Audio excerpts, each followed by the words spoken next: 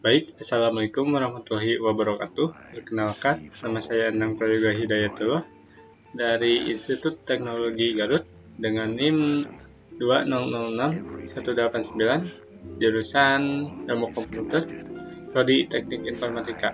Di sini saya akan membahas metode pencarian heuristik dari ketidaksempurnaan atau AI, atau di dalam AI tersebut. Pertama, kita bahas yaitu apa itu heuristik. Heuristik adalah teknik yang digunakan untuk memecahkan masalah lebih cepat daripada metode klasik. Teknik-teknik ini digunakan untuk menemukan solusi perkiraan dari suatu masalah ketika metode klasik tidak. Heuristik dikatakan sebagai teknik pemecahan masalah yang dihasilkan solusi praktis dan cepat. Heuristik adalah strategi yang berasal dari pengalaman masa lalu dengan masalah serupa.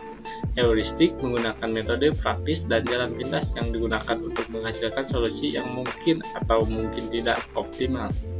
Tetapi solusi tersebut cukup dalam jangka waktu yang terbatas. Dan di sini ada sejarah munculnya heuristik. Psikolog Daniel Kahneman dan Amos Tversky telah mengembangkan studi heuristik dalam pengambilan keputusan manusia pada tahun 1970-an dan 1980-an.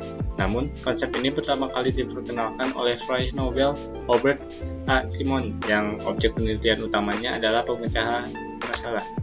Kemudian di sini ada diagram atau gambaran di mana teknik heuristik dibagikan. Pertama ada hill climbing, kemudian ada teknik constraint satisfaction problem, kemudian ada simulated annealing, dan teknik best fit search atau disingkat jadi BFS.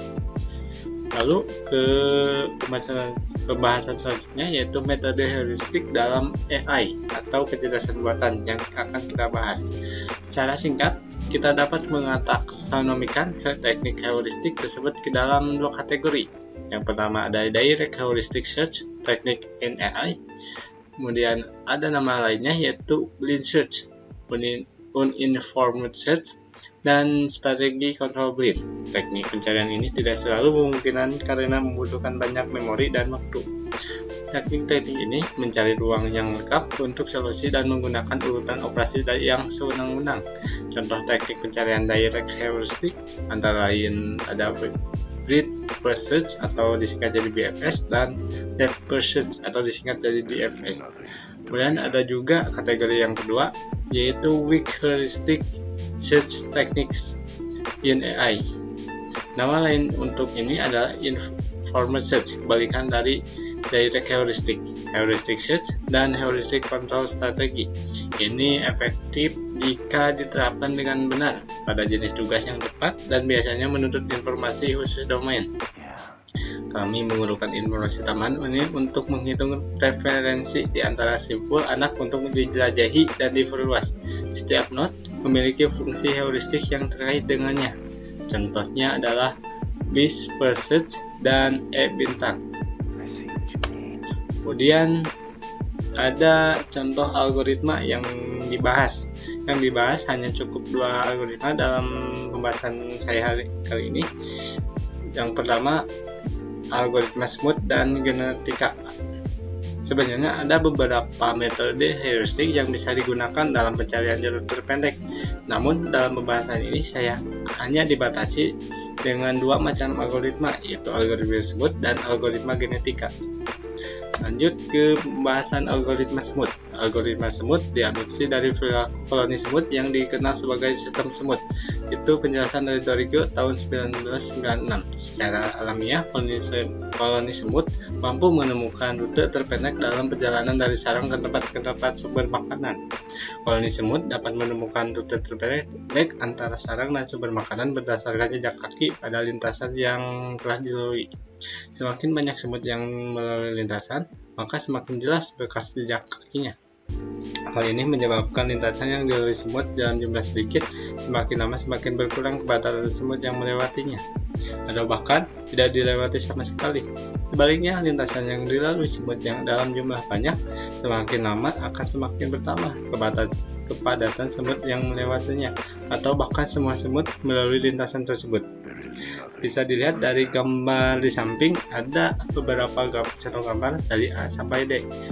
Gambar A dapat dilihat ada dua koloni semut dari arah yang berlawanan, ada L dan R. Di situ juga semut melalui jalan yang identik sama ya, ada ke atas dan ke bawah. Kemudian dapat dilihat dari gambar B dan C, dapat dilihat koloni tersebut terbagi dua, ada yang ke atas, ada yang ke bawah.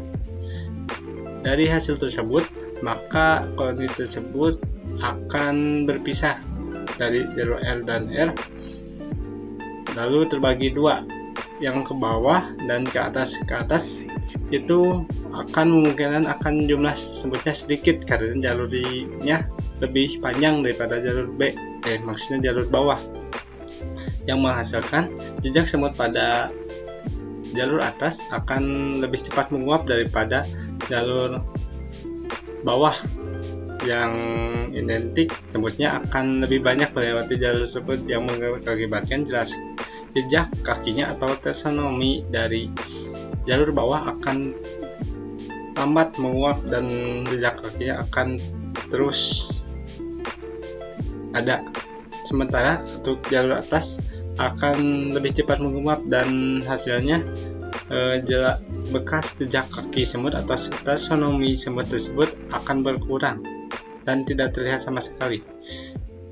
Dari hasil tersebut, maka dapat disimpulkan bahwa lintasan bawah akan lebih banyak dilintasi oleh semut karena jejak kakinya akan terus jelas karena dilewati banyak semut.